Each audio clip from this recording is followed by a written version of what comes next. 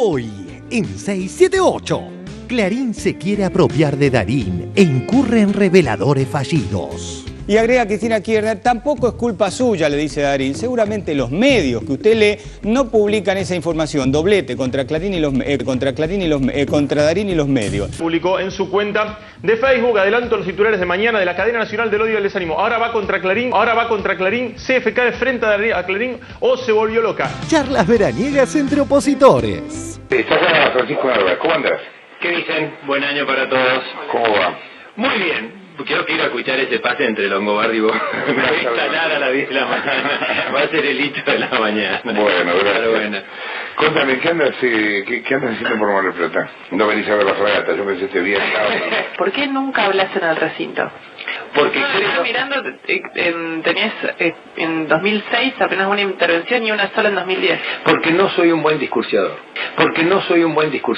Se profundiza el neoliberalismo en España. Tras la interrupción por Navidad, los médicos de la sanidad pública madrileña retoma hoy y mañana su calendario de huelgas. Ya son 16 los días de paro en protesta por los planes de reestructuración de la sanidad aprobados por el gobierno regional que prevé, entre otras medidas, la privatización de la gestión de 6 hospitales. Bajada de línea y aquel intento de golpe contra Chávez. Cuando Chávez es depuesto porque estuvo 24 horas fuera del poder, los medios de comunicación privados y los oficiales tomados por lo que intentaba hacer el nuevo gobierno jamás mostraron las imágenes del pueblo pidiendo por su líder. Son los medios de comunicación que se han prestado para toda esta campaña de la guerra sucia que están haciendo.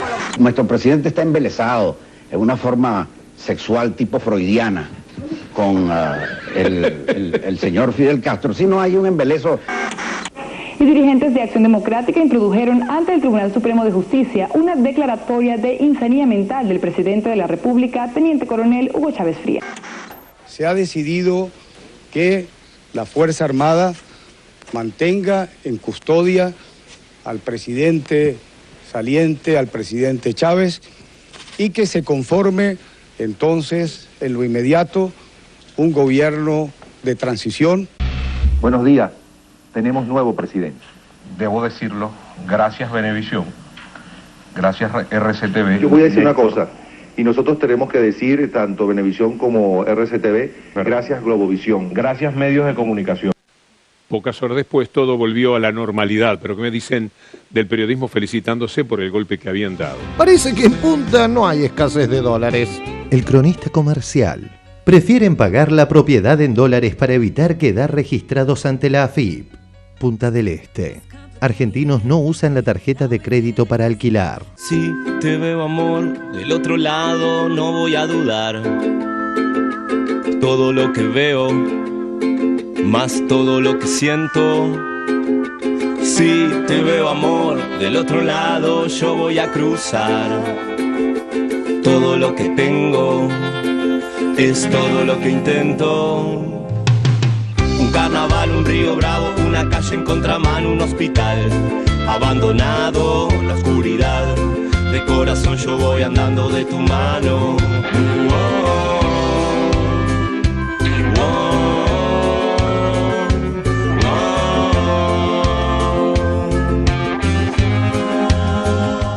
Otro día de fabulosas noticias. 1. Comunicado de trabajadores de la ex ESMA desmiente la burda opereta. Telam. Trabajadores de la ex ESMA rechazaron la maniobra de desprestigio contra un símbolo de Estado. 2. Infancia clandestina. Quedó abierta, más abierta que nunca, la posibilidad de competir por el premio Goya Mejor Película Hispanoparlante. Estamos hablando de Infancia Clandestina, que acaba de ganar su lugar para competir con 7 cajas, gran película paraguaya, con Después de Lucía de México y Juan de los Muertos de Cuba. 9, 6, 7, 8. Un programa de oro. Messi lleva ganados apenas 4 balones de oro consecutivos. Sí. Pero imagínate si llega a ganar 6, 7, 8.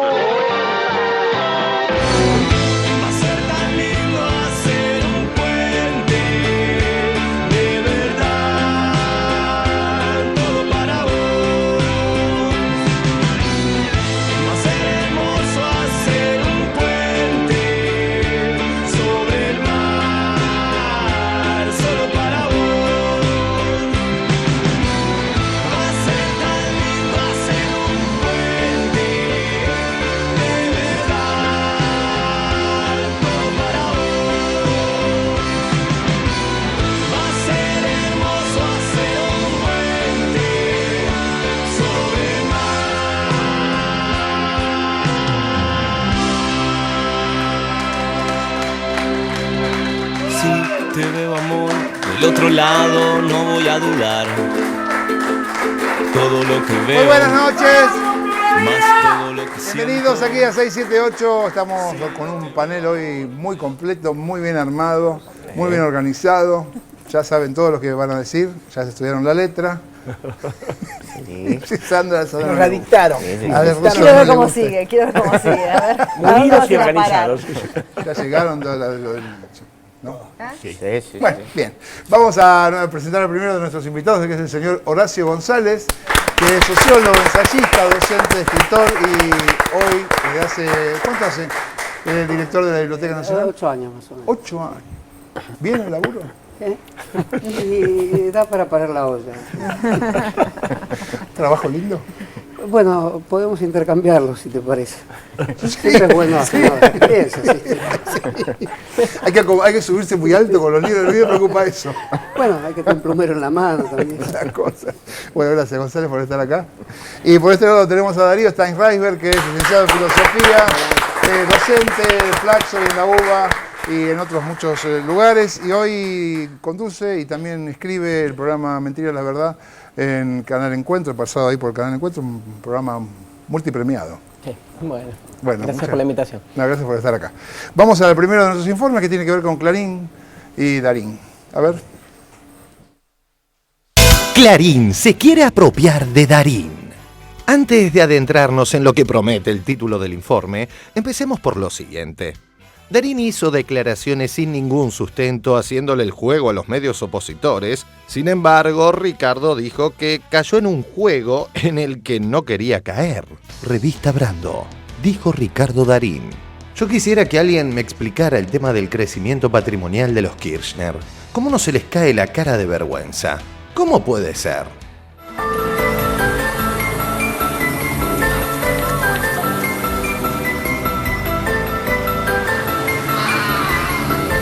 Usted quería que alguien le explicara. Ya se lo hemos explicado a la justicia y a peritos de la corte. Descarto, Ricardo, que usted confía en la justicia. Usted mismo fue acusado y detenido por un juez en marzo de 1991 por el delito de contrabando de una camioneta que ingresó al país con una franquicia especial para discapacitados. Perdón, no le deseo el mal a nadie, pero menos mal que no estábamos los Kirchner en el gobierno. Hubiera sido considerado una persecución política. ¿Lo recuerda? La verdad yo lo había olvidado, con tantas cosas en la cabeza, pero hoy entré a clarín.com y leí la nota. Un fallo benefició a Darín, algunos de cuyos párrafos le transcribo. Los jueces de la Sala A de la Cámara, Nicanor Repeto y Edmundo Hendler, consideraron que por el paso del tiempo la acusación contra el actor está prescripta, pero se preocuparon por aclarar que el actor sabía que estaba comprando la camioneta en forma irregular. Expediente del Poder Judicial de la Nación. Darín, Ricardo y otros, contrabando. Dijeron los jueces.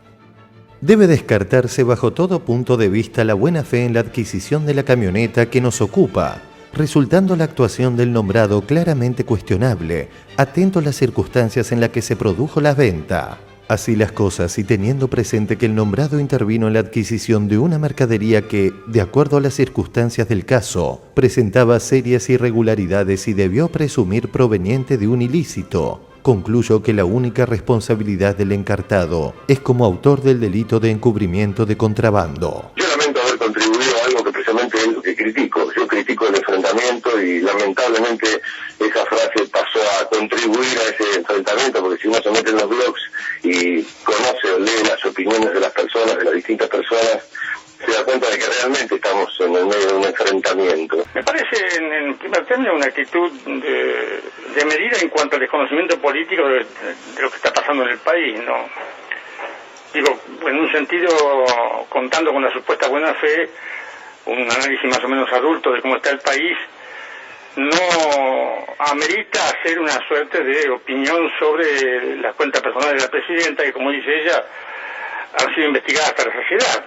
Lo veo como una actitud no demasiado adulta, políticamente poco aguda. No hablo de la mala intención de Ricardo, ni muchísimo menos, pero creo que si él hubiera sido un analista agudo, veraz y adulto de lo real, Es imposible que pueda poner en acento eso sin poner en evidencia otras cosas realmente notables que están pasando que son buenas. ¿Esto Darín lo dijo de ingenuo o es lo que piensa realmente? Yo te digo con todo el respeto que tengo por Ricardo y mi amor por él, que más de ingenio es un pelotudo. Obviamente en el grupo Clarín aprovechan esta situación al máximo para atacar a Cristina.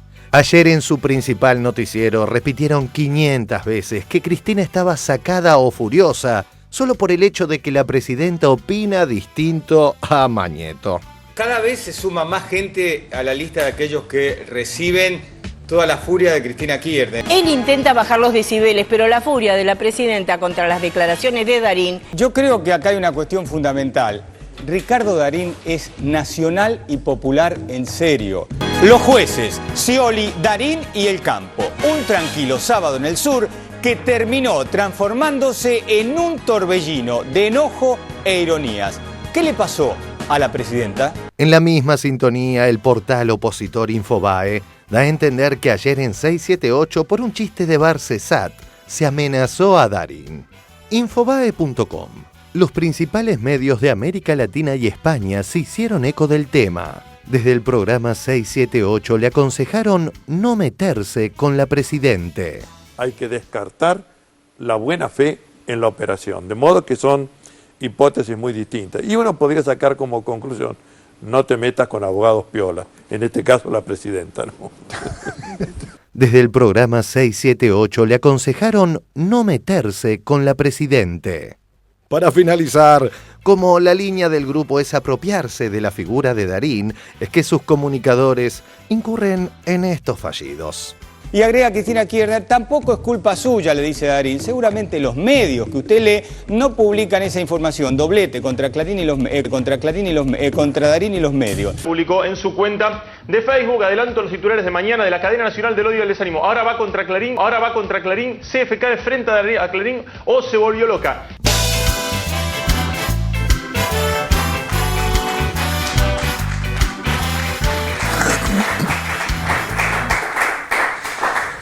Bueno, a ver, ¿quiere empezar, Gonzalo? Bueno, sí, ya me lo temía. A mí la duda, mi duda es al respecto de esto de cuando hablan de la furia, y me parece que la frase de Graciela Ocaña, que es una de las principales comentadoras en Clarín últimamente, que dice, la carta a Darín muestra la desmesura del poder de la presidenta. La carta a Darín muestra la desmesura del poder de la presidenta. No, puede ser lo contrario. Se muestra que se utiliza un instrumento normal de comunicación que usan millones de personas en todo el mundo para expresar ideas en un estilo muy coloquial, y es cierto que muy irónico, pero la ironía es un instrumento de la democracia siempre. Donde no hay ironías, seguramente tarde o temprano falta la democracia, ¿no? Pero te decía que me parecía extraño tener que opinar sobre Darín desde el punto de vista más político, digamos. Para mí era un personaje que estaba como en otra área. Claro. Pero no hay nadie en la Argentina que no esté sometido a este fuerte juego de tensiones que atraviesa el país, y hoy tenemos que decir que significa que haya opinado Darín de la manera en que opinó. Efectivamente, a mí me parece que hay un gran guión en la Argentina. Hay varios guiones, pero hay uno muy estrictamente trazado, que es el de Clarín, La Nación, y creo que Darín encarnó uno de esos papeles. No es su mejor papel, lo considero un actor interesante, no me deslumbra, pero lo considero un actor interesante, y fue un actor aún menor al encarnar ese guión, sobre todo en un tópico muy característico de ese guión, el del enriquecimiento de la presidenta y de Néstor Kirchner, ¿no? En ese sentido me parece que el monólogo de Lupi es muy interesante, porque ahí los contrastaría como actores. Creo que la capacidad del monólogo de Lupi, que en ningún momento termina diciendo, recién lo escucho, porque yo también pensé decirle pelotudo a Darín, yo no le diría, me parece que no corresponde tratar así a las personas, y si vos decís soy pelotudo y estás en la escena pública, esos 3 días, tapa de un diario, no corresponde así la discusión. Ahora escucho este monólogo de Lupi, y es un monólogo excepcional, realmente un monólogo donde trabaja muchos planos de una gran calidad actoral que Lupi la tiene en la voz del argentino afligido, el que pide ser sensato, del que pide ver las cosas que se hicieron, no le dice que se haga kirchnerista ni que empiece a recitar cifras interesantes del Producto Bruto Interno. Le pide que sea una persona sensata y que no se deje llevar por operaciones que hacen otros. Ese es uno de los grandes monólogos del cine argentino, el de Lupi, me parece, lo que escuchamos acá. Y revela hasta qué punto también cualquier palabra que se diga, Barcesat, Lupi, el propio Darín, que tiene que estar reflexionando sobre lo que pasó, puede ser tomada por las grandes máquinas trituradoras del lenguaje, que somos nosotros los primeros que tenemos que evitar en fomentar esas máquinas trituradoras del lenguaje. Y Darín debe tener que estar obligado a reflexionar sobre sus palabras, porque también hacen a su condición actoral. Eso quizás esté mal en cualquier sociedad, quizás esté mal que una opinión política afecte después campos profesionales, si uno es dentista, actor o traumatólogo, y que finalmente la vida de uno dependa de una palabra que se capturó en el noticiario de la noche. Pero esta situación está siendo así. Creo que somos nosotros los responsables principales de tener que desarmarla para que puedan predominar los grandes monólogos como los de Lupi, que tampoco están exentos que los incorporen y los capturen como si Lupi fuera una persona que ande diciendo insultos por todos lados, que no es así. Hizo, como digo, una gran reflexión de carácter humano y compungida sobre un colega actor, haciéndole una crítica casi de compañero, y eso me parece que es un elemento que podemos resaltar aquí, ¿no? Sí. Darín reclama también un lugar de neutralidad, ¿no? Sí. Critica, se mete en una puja, que es una puja política, pero después dice, quiere estar afuera, casi como un árbitro. Sí, vuelve sobre ese tema, ¿no? Yo creo que en TBR ya había hablado y había... Y ahí es donde a uno le dispara esto creo que pasa mucho por ahí. Sí, yo creo que no habría que confundir neutralidad con objetividad, ¿no? Me parece que son dos conceptos que a veces parecen que van de la mano y refieren como a instancias diferentes. Me parece que nadie puede no hablar desde algún lugar. Y todos cuando, digamos, encarnamos un discurso, lo encarnamos desde alguna subjetividad y tomamos partido. Otra cosa es ser neutral en una disputa. Digo, en ese sentido, si Darín quiere estar exento o ser neutral en la disputa entre los grandes medios y el gobierno, digo, tiene todo su derecho y hasta puede militar por esa neutralidad. Pero neutral no diría nada, se abstiene. No adheriría a ese conflicto en particular. Digo, uno puede ser neutral en un conflicto en particular, pero eso no significa que logre la objetividad. La objetividad es imposible. Y además esa neutralidad en esas coyunturas terminan siendo funcionales a uno u a otro bando. Digamos, ahora, uno no tiene por qué involucrarse en un conflicto. Ese derecho a mí me parece... el problema para mí es que en general, y esto lo vemos también en otros discursos, el que habla en nombre de la neutralidad casi siempre se cree como, digamos, más cerca de cierta verdad o de cierta independencia o de cierta autenticidad en sus discursos, como en cierto discurso desinteresado, y como que ese desinterés parecería ser positivo. Y ahí esa neutralidad corre con esos riesgos. Pero yo pondría fuertemente el acento en esa diferencia, porque me parece que nadie puede no hablar desde algún lugar. Es más, el que quiere ostentar ese no lugar como lugar, realmente, digamos, incurre en cierta falacia estructural que, como decía Horacio, es necesario desmontar. Pero después, ser neutral en conflictos particulares, a mí no me parece mal, digamos. Estaba pensando en la neutralidad suiza, famosa. Yo pensaba en realidad proponer una especie de juego a la mesa, porque en realidad tiene que ver con una duda mía. Pensaba, bueno, ¿qué hubiéramos hecho cada uno de nosotros si hubiésemos sido asesores de Cristina? Y en esa situación, digamos, Cristina nos plantea, por ejemplo, bueno, mira, le quiero responder a Darín. ¿Cuál hubiera sido el consejo que le hubiéramos dado? Porque, a ver, digamos, adelanto una posibilidad. Alguien podría haberle dicho, mira, quizás no te conviene salir a contestar, por más que tenés todo el derecho de hacerlo, porque tu propia investidura... ¿Vos la tuteás? No. Es un experimento mental. Empezá a tratar con respeto. Si no te van a echar Cristina, le digo, Cristina, es un experimento mental, por favor. No, digo, pero eso, que la propia investidura de ella finalmente hace que cualquier interlocutor quede débil. Y frente a la opinión pública tomaría postura por esa debilidad, por más que ese débil tenga razones pobres, ¿no? Entonces, digo, una opción podría ser esa. Yo digo, lo planteo como duda. ¿La otra cuál? La que tomó la presidenta. Claro, la otra es decir, bueno, finalmente la presidenta puede responder, sea como presidenta, sea como ciudadana. Sí. Me parece que también hay un aspecto de, yo lo llamaría una especie de carta de ciudadanía. Es decir, en algún sentido le está diciendo, cuando recuerda la cuestión de la camioneta, está diciendo, mira, la ciudadanía o la república se hace entre todos. Los funcionarios tenemos que dar buenas razones, tenemos que mostrar lo que hacemos, lo que ganamos, etcétera, y los ciudadanos de a pie también. ¿Sí? Entonces, sí, yo creo que en principio que o me parece entender, y lo dice la propia carta de la presidenta, le contesta porque lo respeta y lo admira. Sí. En principio, si hubiese sido otro interlocutor o una crítica, de estas críticas, ¿cuántas escuchó la presidenta y todos nosotros? Millones.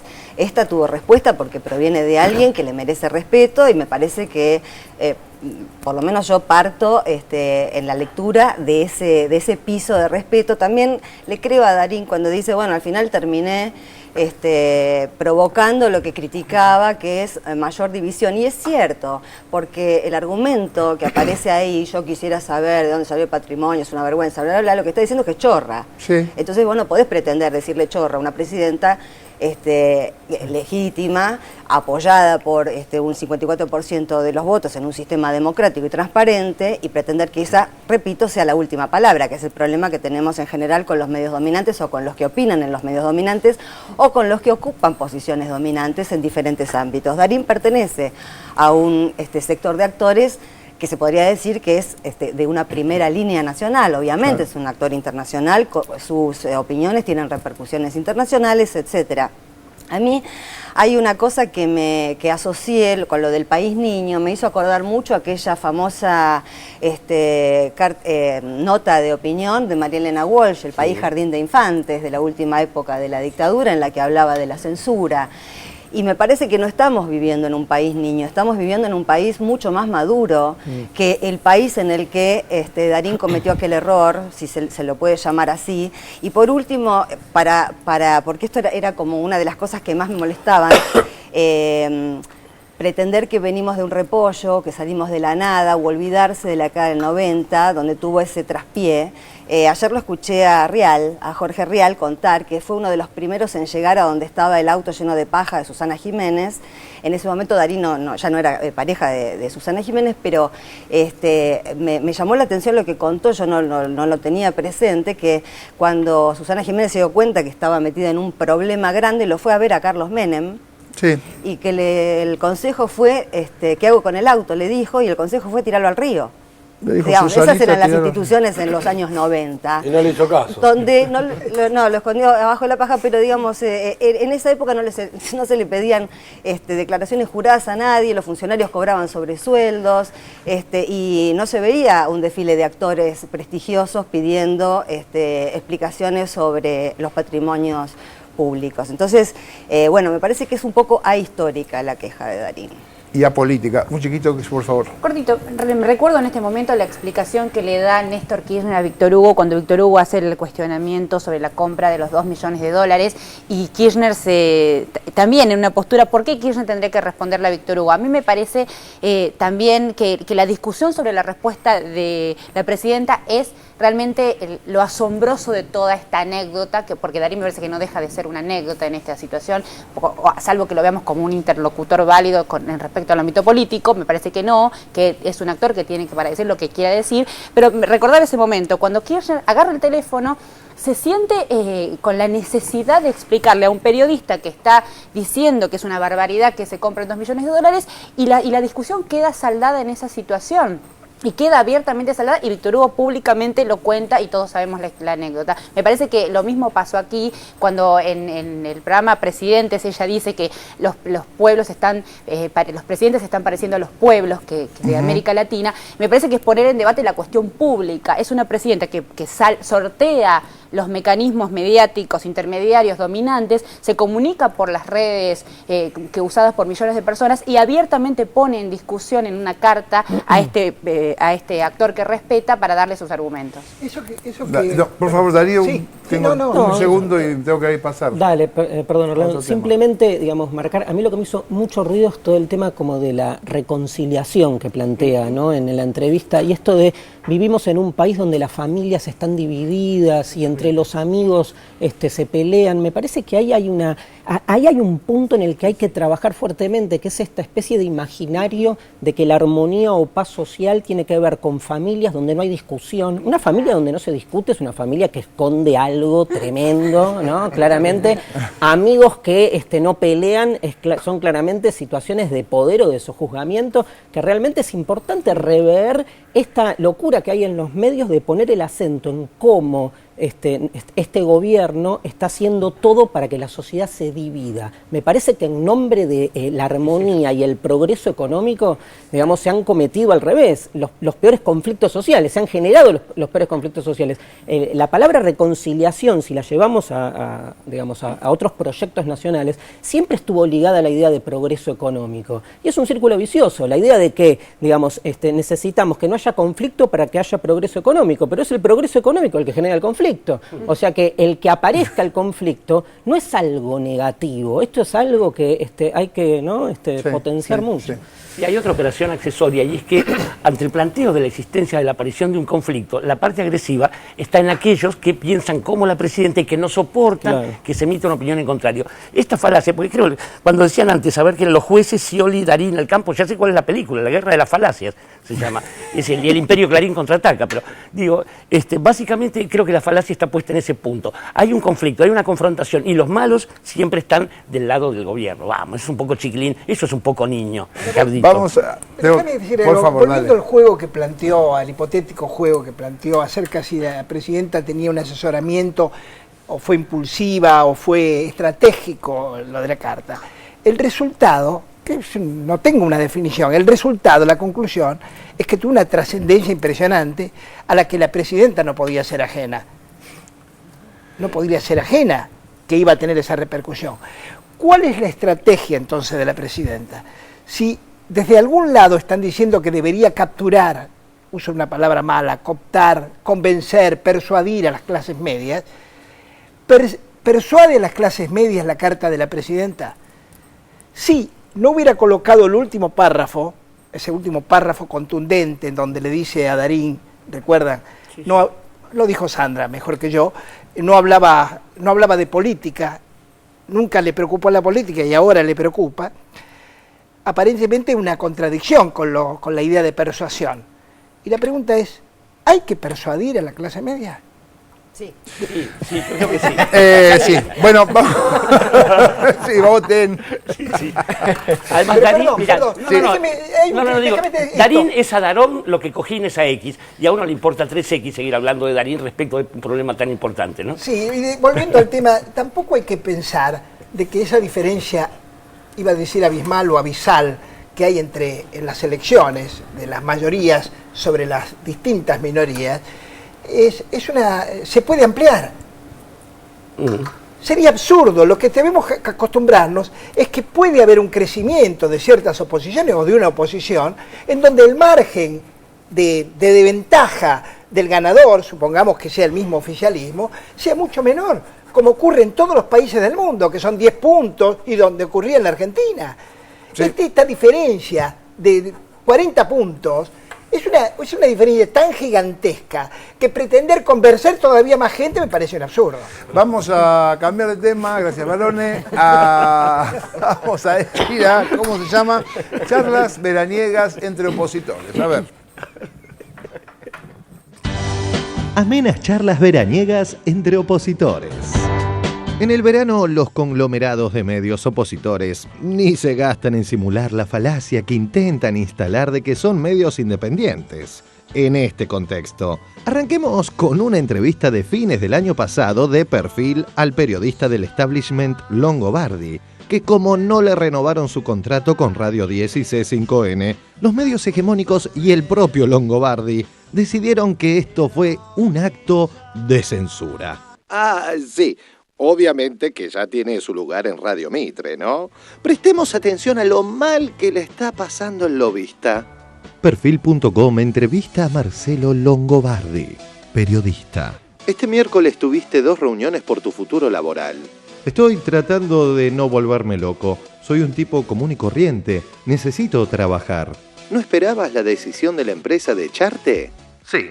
¿Sabes por qué pasé Navidad en el Hotel 5 Estrellas de Tigre? Porque tuve que irme de mi casa. Una demostración de cariño impresionante de gente que me llamaba o me traía regalos o tortas a mi casa, pero se me dio vuelta todo. Estoy a las puteadas, porque desde hace una semana no puedo tomar mis clases de golf sobre la Ruta 27 y casi no veo a mis hijos. Longobardi se toma un descanso de la vorágine que conlleva ser un desempleado estelar para dialogar con Perfil. Son las 6 de la tarde y cuenta que está solo en su casa almorzando un sándwich y en bata. Hoy a la mañana conocí al jardinero después de 5 años porque venía en el horario en que estaba en la radio. ¿Podés creer? Es muy loco. Van por los contenidos. Longobardi habla de su salida de Radio 10. Es como si mañana vinieran y me dijeran, che, no te renovamos el contrato. No es censura, hermano. No nos podemos poner como víctimas nosotros. Me sacaron por mis emisiones políticas. Dejate de hinchar las pelotas. No, esto de ponernos en víctimas nosotros, privilegiados, que hacemos lo que nos gusta y que además nos pagan muy bien, ponernos en el rol de víctima cuando además sabemos cómo son las cosas, cómo es el medio en el cual trabajamos. Otra hermosa charla se dio hoy en Radio Mitre, donde 2 representantes de la derecha se la pasaron chupándose las medias. Estás acá, Francisco Narváez. ¿Cómo andas?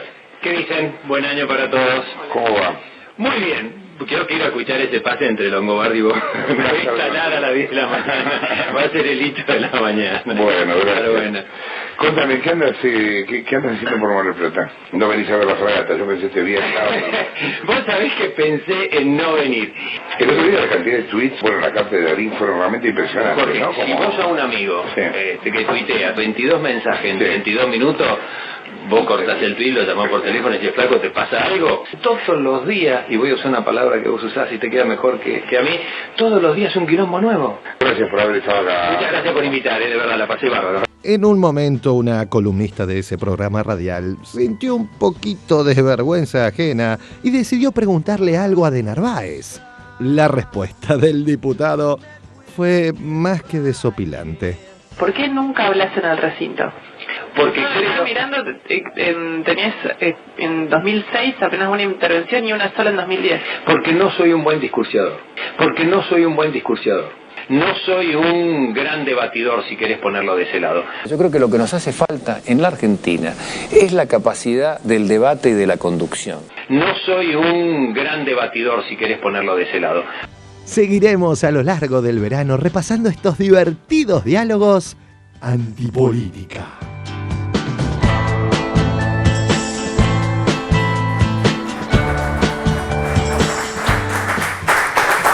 ¿Quién tiene ganas? No, simplemente por ahí, digamos, ya hace rato que venimos hablando de las transformaciones en el mundo del periodismo, ¿no? Es evidente que hoy las variables tradicionales para analizar el rol del periodista ya no son las de hace 50 años, ni las de 30 años. Ni las de hace 5. Ni las de hace 5, probablemente, y menos en la Argentina, ¿no? Pero digamos, acá el tema de la espectacularización, por un lado, ¿no? Los periodistas como figuras héroes del espectáculo, ¿no? Por otro lado, con sus compromisos políticos y sobre todo empresariales, bueno, marcan realmente un panorama nuevo, que todavía, o sea, no sabemos para dónde dispara, y por otro lado, un periodismo, digamos, que también se coloca en otro lugar, ¿no? Como resistiendo esa especie de tradición moderna, por llamarla así, del periodista como un cuestionador, del periodista como un buscador de la verdad. Me parece que hay un conflicto interesante que todavía no se sabe para dónde va, pero lo que está claro es que el periodismo está en un momento de mutación radical, ¿no? Horacio, agrego a lo que dice Darío, que no solo el periodismo, sino todo el lenguaje político está en un momento de desgarramiento tan formidable, que efectivamente de aquí puede emerger otra civilización política, de este tipo de debates que tienen un grado de banalización muy evidente, tomados por el modelo televisivo de por lo menos hace medio siglo. Es un uso de la palabra no argumentativa, superficial, pero al mismo tiempo ingeniosa.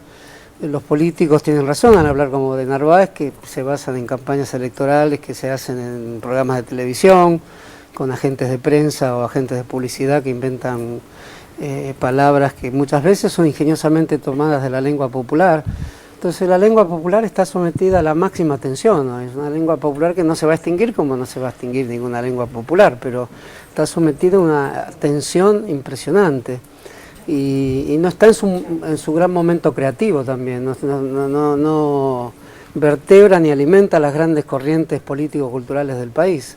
Por lo tanto, una discusión entre una presidenta y un actor notorio, que se hizo notorio por la televisión y por 2 o 3 muy buenas películas, por otro lado, ocupa casi toda la escena discursiva de un país. En este caso tenemos el tema interesante de que el Twitter, a mí no me gusta, yo no tengo ni sé cómo usarlo, pero no lo considero amigo de la civilización política, al Twitter, pero sin embargo, la carta que escribió la presidenta, si uno no supiera que fue hecha por la vía metodológica del Twitter, es una carta escrita como en el siglo XIX, al estilo clásico. Yo creo que más bien en ese tipo de materiales, en presidentes que escriban y que hablen, el tipo de discursividad que tiene que asumir la nueva política en la Argentina, va a tener que tomarla de la que hay, porque no se puede inventar una nueva, pero efectivamente va a tener que verse quién está más cerca de hacer grandes discursos. No se acabaron los discursos, no es verdad que el de Narváez no sea un discurso, es el discurso de un no discurso que surge de ciertas acciones que pueden venir de un Durán Barba, que es una especie de personaje que resume el estado real de una lengua nacional que puede llevar a que el presidente o el gobernador de una provincia sea del CEL. Sí. Entonces la confusión entre periodista, actor, político, publicitario, etcétera, Longobardi, lo que fuera, el hecho de que los sujetos sean una mera continuidad, que no haya sujetos con profesiones, sino que sean todas implantaciones de un lenguaje que surge de una gran maquinaria de lenguaje, de la cual somos parte de alguna manera. Entonces eso es lo que hay que analizar en términos de que quien recrea la crítica política en la Argentina, yo creo que este programa ha hecho una gran contribución en ese sentido, puede llegar a recrear las condiciones bajo las cuales surjan nuevos políticos en la Argentina y nuevos tipos de escritura. Por eso me interesó más el intercambio entre la presidenta y Darín, que es un intercambio relativamente igualitario, siendo que podría ser acusado de por asimétrico uno la presidenta, pero no, el otro ganó un Oscar. Hoy un Oscar vale por 27 presidentes del tercer mundo, más o menos. Entonces realmente ahí ocurre algo desde el punto de vista del lenguaje que está sometido a violencias tales que se reflejan en todos los discursos, y una cosa aparte, difícil de decir también, ¿no? Porque en los discursos de la presidenta se manifiestan todas las tensiones del desgarramiento de la lengua de una época, porque toma todas las cuestiones, utiliza todas las coloquialidades, algunas de rango no fácil de decir desde el punto de vista del Estado, y conceptos de gran calidad, o por lo menos de fuerte apariencia académica, que no se usan habitualmente en la política, so pena que te digan no hables así que nadie te va a entender.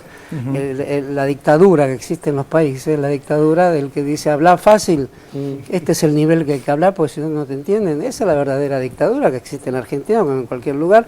En la Argentina es menos terrible y casi no se nota porque realmente se está hablando de tantas maneras diferentes, se está diciendo tantas cosas, que casi diría que estamos atravesando un maravilloso momento de felicidad pública, de un nuevo tipo de democracia en el uso de una palabra, violenta y bárbara muchas veces, pero es un uso de la palabra, ¿no? Bien, vamos a cambiar de tema. Igual no hicimos ningún comentario al jardinero Longobardi. ¿Sabes lo que está cortando la limusina? Te aparece 6 de la mañana en bata Longobardi y un café. Jugar al golf en la ruta, le van a aplastar las pelotas, en serio, es tremendo.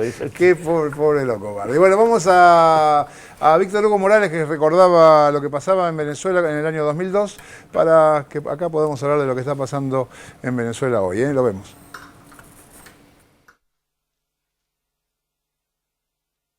Los medios golpistas. El caso venezolano.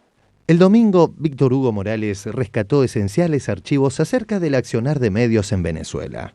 En el año 2002, los medios de comunicación respaldados por Estados Unidos fueron los principales promotores de un intento de golpe de Estado al presidente venezolano Hugo Chávez, que solo duró 24 horas por la presión del propio pueblo venezolano que logró que no pudiera concretarse. Vamos a ese golpe fallido del 2002.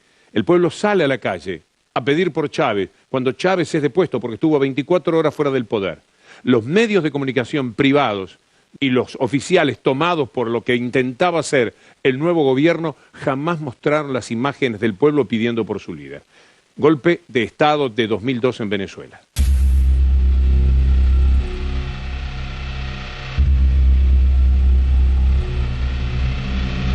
El alto mando militar tiene que decirle al señor presidente, aquí la causa de todo esto es usted, váyase. Entonces el alto mando tendrá que asumir esa posición, porque si no, alguien la va a asumir por ello. Muchas gracias, señores.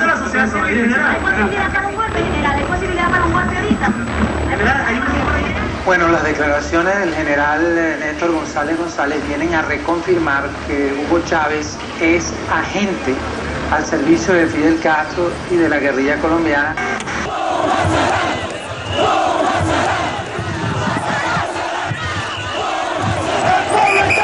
Aquí tenemos una conspiración, pero esa conspiración es el imperialismo norteamericano. Hay todo un programa de la CIA. Lo peor de todo son los medios de comunicación que se han prestado para toda esta campaña de la guerra sucia que están haciendo. Nuestro presidente está embelesado en una forma sexual tipo freudiana con el señor Fidel Castro. Si no hay un embeleso. Y dirigentes de Acción Democrática introdujeron ante el Tribunal Supremo de Justicia una declaratoria de insanía mental del presidente de la República, teniente coronel Hugo Chávez Frías.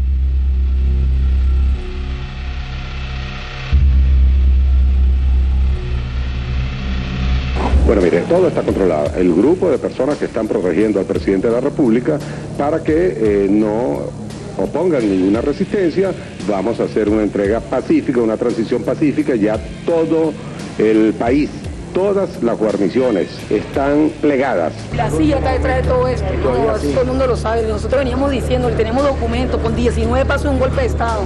Los adversarios eran muy poderosos y no tuvimos tiempo de medios de comunicación, no organizamos una política comunicacional. Presidente, volveremos, no joda. Esta vaina es la final. Que no nos hemos ido. Así es, que quede en evidencia que esto fue un golpe de Estado. No es que él renunció, pero el presidente no renunció. No renunció y entonces va preso, porque es un golpe de Estado. ¿Qué? Que lo sepa el mundo. Que lo sepa el mundo.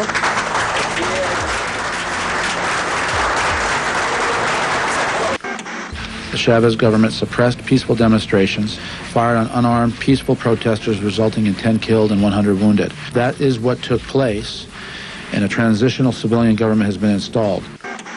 Se ha decidido que la Fuerza Armada mantenga en custodia al presidente saliente, al presidente Chávez, y que se conforme entonces en lo inmediato un gobierno de transición.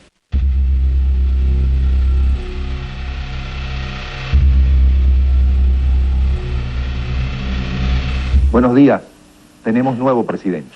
Debo decirlo, gracias Venevisión, gracias RCTV. Yo voy a decir una cosa, y nosotros tenemos que decir, tanto Venevisión como RCTV, gracias Globovisión, gracias medios de comunicación. Por suerte, pocas horas después todo volvió a la normalidad, pero ¿qué me dicen del periodismo felicitándose por el golpe que habían dado? Agradeciéndose. Ellos mismos se sentían poco menos que héroes, periodistas. El Departamento de Estado norteamericano diciendo lo mismo que Carmona, el que había sido presidente por unas pocas horas. El mismo discurso. Esto ocurría en el 2002.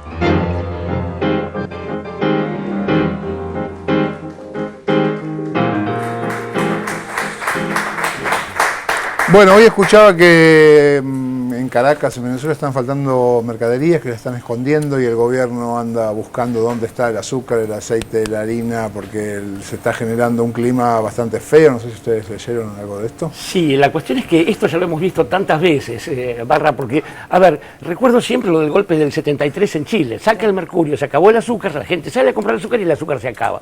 Digo, una vez más el asunto de los medios. En el ejemplo de Chávez está muy clarito lo que iban a hacer algunas cuestiones ulteriores. Bueno, bueno, él ha contado después que su hija le transmite un mensaje de Fidel Castro diciéndole que no renunciase, puesto que al renunciar estaba reconociendo de algún modo esta salida del poder. Él dice claramente, ahí no nos hemos ido. Y bueno, tenemos el ejemplo de Lugo en Paraguay, ¿no? La forma en que se organizan estas cosas, y una vez más, por supuesto que son los medios los que primero festejan, porque no es que se sientan héroes, se sienten protagonistas y de hecho lo son, ¿no? ¿Cintia? Sí, lo que no tiene problemas económicos Venezuela, no tiene problemas económicos, no tiene problemas de desabastecimiento. Lo que está haciendo la región es en este momento blindar justamente todas esas intentonas que por supuesto van de la mano de los grandes medios de comunicación. El gobierno venezolano se atuvo a la cláusula 36 de la Constitución venezolana para retrasar la asunción presidencial de Chávez, atento a la legitimidad contundente de las últimas elecciones y, digamos, y desestimando que la gravedad de la salud de Chávez sea por ahora un impedimento para una asunción o por lo menos retrasar ese momento. Y lo que está haciendo la región, con Dilma Rousseff a la cabeza, Cristina Fernández de Kirchner va a viajar a Cuba, digamos, es adherir a la decisión del gobierno venezolano de retrasar la asunción que estaba prevista para el 10 de enero. Hoy yo hablé con Carlos Chepi, el embajador argentino en Venezuela, y me decía que dentro del cuadro gravísimo de Chávez, hoy había estado un poco mejor. Y Capriles pidió a los presidentes que no viajen. Claro, porque justamente va de la mano de esa idea. Ahora, claro, unas elecciones donde el propio Capriles reconoció la contundencia de Chávez, donde el 80% de la población fue a votar, donde la elección, más allá de la persona de Chávez, fue efectivamente contundente y democrática. Las elecciones ulteriores confirmaron el mismo mandato. Bueno, vamos a pasar de tema, nos vamos a la estafa del diario Clarín, al Estado argentino, que no ha tenido demasiada repercusión en otros diarios. Creo que en el mismo La Nación tampoco. Lo vemos. La estafa del diario La Nación al Estado. La bochornosa complicidad de la Corte. Se suman cada vez más rechazos desde el interior de la justicia frente al accionar corporativo de la Corte y de ciertos sectores del Poder Judicial. La necesidad de una renovación al interior de la misma cobra cada día más importancia. Este último caso conocido es indignante. La estafa del diario La Nación con la ayuda de la Corte. ¿Cómo se escribe la historia por la cual el diario La Nación le debe al Estado 280 millones de pesos? Desde 2003 La Nación descuenta de su liquidación del IVA lo que debería pagar como aportes patronales. En el principio hay un acuerdo del 2001 de la Rúa había extendido a todos los contribuyentes, no solamente a los medios de comunicación. Una facilidad para zafar de problemas. Y cuando Duhalde llega al poder, le dejó por 4 meses más hasta que otros decidan qué va a ocurrir a partir de estos 4 meses. Berbisky cuenta que La Nación metió la cautelar a través de ADEPA. ADEPA es Clarín Nación. Se tiraron ese lance. Esa cautelar es la que cumple 10 años. Tapa del diario Página 12 por Horacio Berbisky. ¡Feliz cautelar! La cautelar más larga no es de Clarín, sino de La Nación.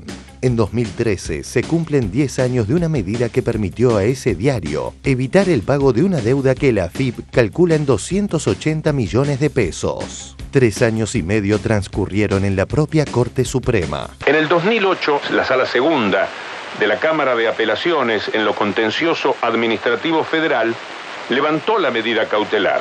Pero 7 meses después, la Corte Suprema le dio a La Nación el beneficio de que la cautelar sería permanente.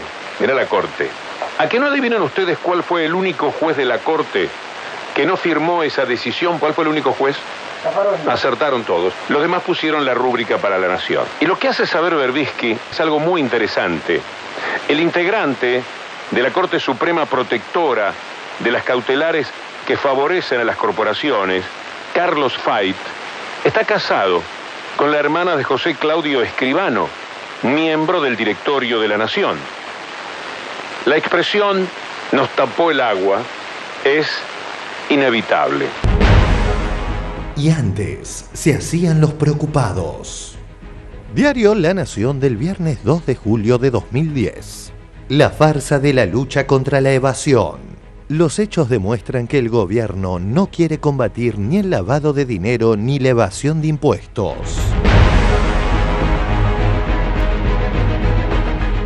Diario La Nación del 31 de diciembre de 2011.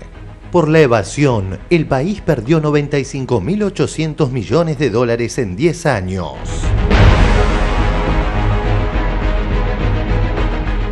Diario La Nación del 29 de julio de 2001. Evasión impositiva. La batalla impostergable. La evasión de impuestos, que en nuestro país es de un 45%, impide que el Estado Nacional recaude entre 25.000 y 30.000 millones de pesos por año, lo que le permitiría brindar más prestaciones a la sociedad.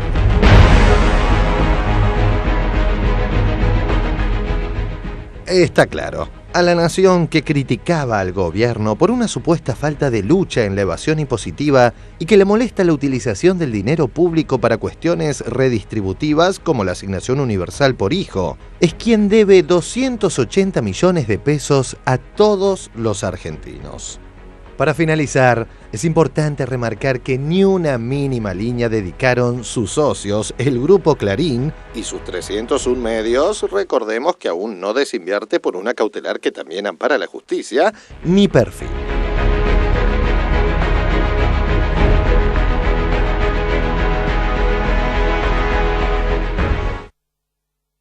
Bueno, me dicen que dije Clarín en lugar de La Nación, cosa que yo no escuché, pero bueno, si ustedes me lo dicen, yo no me escuché decir eso. No fue un gran eso. error, si se trata de defraudación, eso es lo mismo. A ver, Horacio, acá digamos, hay un Poder Judicial que le dice a La Nación, usted no paga impuestos. Aunque la AFIP le pida que pague impuestos, no pague. 10 años así. ¿Qué piensa sobre lo que está pasando con la justicia y estas cosas? No voy a hablar como ciudadano estafado. Y me parece que demuestra que estamos atravesando un periodo en Argentina donde la capacidad de poner todo esto en discusión, o sea, los cimientos sobre los que se basan las decisiones, tanto judiciales como económicas, como comunicacionales, universitarias, lo que sea. Por eso vivir en este momento, yo escucho mucho a gente conocida que dice fascinante, puede ser, a mí también me gusta este momento histórico, pero también hay que decir que es un momento riesgoso, es un momento donde al estar todo en discusión aparecen los tembladerales y las tensiones que hacen que personas como Darín se sientan involucradas en una incomodidad que no saben definir muy bien, porque es totalmente comprensible eso. Y creo que lo había dicho Darío también, ¿no? Hay un derecho a estar al margen de las fuertes tensiones en la historia, pero nosotros no estamos al margen. Entonces, ahí me parece que ese es un tipo de vida política y cultural que nos tocó, que es muy exigente, porque somos los que vivimos continuamente diciendo que nadie habla desde el punto de vista neutral, que siempre hay que declarar desde qué punto de vista se habla. Eso para el periodismo es muy difícil. Yo diría, toda la historia del periodismo es cierto que cambió desde hace 5 días, está cambiando otra vez, pero en algo no cambió el gran periodismo del siglo XIX hasta hoy, que tenía una esfera de inmunidad interna de la cual nadie le pedía que hablara, porque efectivamente se arrogaba una capacidad de juicio mayor y de última instancia, como si fuera una corte o un tribunal. Y muchas veces con la justicia pasa lo mismo. Yo definiría la democracia, pero este tipo de democracia que vive el país, que no sé si puede tener un nombre mejor, pero es una democracia, más allá de sus instituciones democráticas, que encima también funcionan. Es una democracia que permite revisar los cimientos mismos que antes estaban en la oscuridad, en las penumbras, y en los subterráneos en los que se tomaban las grandes decisiones que de algún modo se sospechaban. Ser ciudadano es más que nada sospechar un montón de cosas que son decisiones que se toman no a favor de la ciudadanía y después no saber bien qué hacer con ello. Ahora está todo a la luz. Y también tenemos que decir, ¿qué hacemos con eso? Nos pasamos todo el día denunciando ahora lo que se dijo recién, del juez Fay, que es el tío de no sé quién, no seguí muy bien la genealogía. Es un cuñado. Bueno, pero eso, me acuerdo de las viejas denuncias a la izquierda que uno fervorosamente leía cuando era adolescente, que era o las grandes novelas policiales negras norteamericanas, el propietario del diario es también el hijo del senador, o Ponsonville, las grandes novelas de Raymond Chandler. Son genealogía. Uno después se hizo más grande y dijo, no, vamos a estudiar capitalismo como una abstracción, las personas no interesan más, son todas relaciones abstractas de clase. Y ahora volvimos otra vez a quién es el tío de quién. Tendríamos que combinar un poquito los grandes conceptos abstractos del capitalismo y cómo se reproduce. Con la parentela. Y con la parentela, ¿no? Para estudiar la parentela, qué interesante que está. Y el asesino es el mismo siempre, ¿verdad? Igual. A ver, Sandra. Sí, ahora volviendo al tema del país, niño, claro, yo creo que éramos mucho más, como país, mucho mucho más niños cuando estas cosas pasaban y no lo sabíamos y no se comentaban. Pero también hemos dicho muchas veces aquí que se está generando un nuevo tipo de ciudadanía, que por cierto es muy exigente, es muy demandante. Ser un ciudadano argentino en este momento es una micromilitancia, más allá de si te enrolás o no te enrolás en determinado partido político, porque aunque sea para criticar con responsabilidad y no decir clichés como los que dijo Darín, si querés hacer un debate, una crítica en serio, también tenés que informarte con un poco de rigurosidad para no hablar por boca de ganso. Está bien, porque me equivoco siempre con los refranes. Está bien. Sí, boca de ganso con boca de pavo siempre me confundo. Y boca de jarro también. Y boca de jarro. Sí, pero lo que sí me parece es que así como en el plano económico nos dimos cuenta que durante 10 años fuimos un país niños, porque los economistas parecían los dueños de una llave, de un saber que el ciudadano común no podía penetrar con su propio sentido común y con la inteligencia o la cultura o la instrucción que le había tocado en suerte. Me parece que lo que se está abriendo ahora, y es absolutamente interesante, pero es necesario que los hombres de la justicia y las mujeres de la justicia, del Poder Judicial, que están viendo o asomándose a un nuevo modelo, o que están esbozando su deseo de que el Poder Judicial refleje de una manera más democrática su tarea específica, tienen que hacer una gran tarea de divulgación, porque efectivamente estas cosas suceden porque hasta hace muy poquito tiempo no es que no existían las cautelares, ya vemos que hay una que viene desde hace 10 años, pero el ciudadano común no tenía la menor idea de lo que era una medida cautelar. Sí. ¿Steinreiber? No, me quedé con lo que veníamos hablando antes de las transformaciones tanto del periodismo como de la política, y bueno, incluir también el lugar de los medios, ¿no? Que es algo más que evidente, pero que me parece que siempre ponemos demasiado el acento, y está muy bien, en la construcción discursiva que hacen los medios, y no es que nos olvidamos, pero los separamos demasiado de pensar a los medios como mega empresas que en el fondo no persiguen otra cosa que su propia reproducción y acumulación de su poderío. Sí. Entonces, que en este sentido lo que está haciendo La Nación es actuar como cualquier otra empresa, y no importa si lo que produce es noticias o tornillos, pero digamos está funcionando en esa lógica, que es una lógica que atraviesa el país hace ya bastantes años. Y ahora mismo acaba de comprar medios en Inglaterra, ¿puede ser La Nación? Sí. Pero es muy doloroso para el que ejerce la profesión. Sí, bueno. Es decir, como debe ser doloroso, supongo, para los jueces o los del Poder Judicial que quieren una innovación, una introspección crítica sobre su propio poder, yo pensaba precisamente en esto que hablábamos de la cautelar, en estos vicios que ha ocurrido en el Poder Judicial que recién se están destapando, pensaba precisamente en que el lenguaje críptico del Poder Ejecutivo, del Poder Judicial, yo acá dije alguna vez una frase de esas que se consideran bárbaras y que tal vez lo sea. Yo dije que la democracia era de derecha. Por supuesto con la superficialidad que me da esas dos palabras, y lo dije en este programa, basado en todas estas cosas que estamos hablando. Nosotros estamos tratando de democratizar la democracia. Juego con ya que acá hay gente que sabe del lenguaje más que yo. Entonces, democratizar la justicia. Pensemos en la palabra suprema. ¿Saben qué? El lenguaje, ¿qué es suprema? Cualquier diccionario lo trae, pero la etimología. Del latín.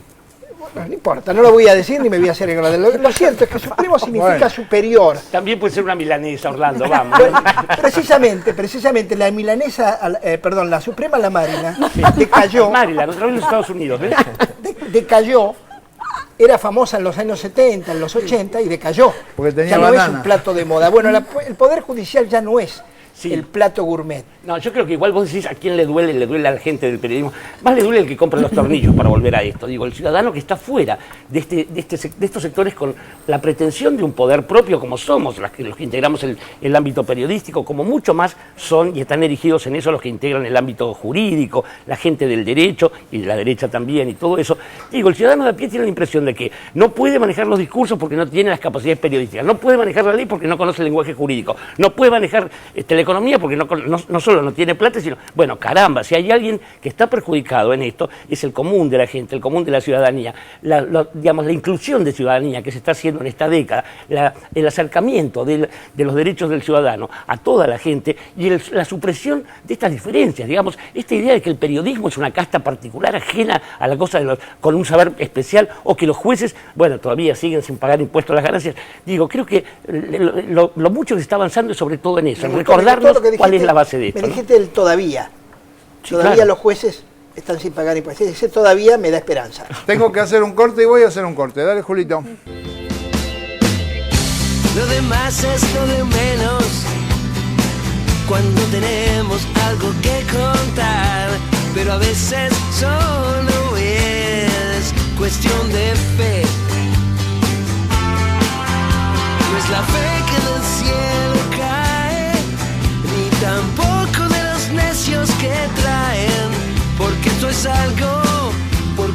algo de nosotros dos. Lo demás es lo de menos, más me convenzo de que sea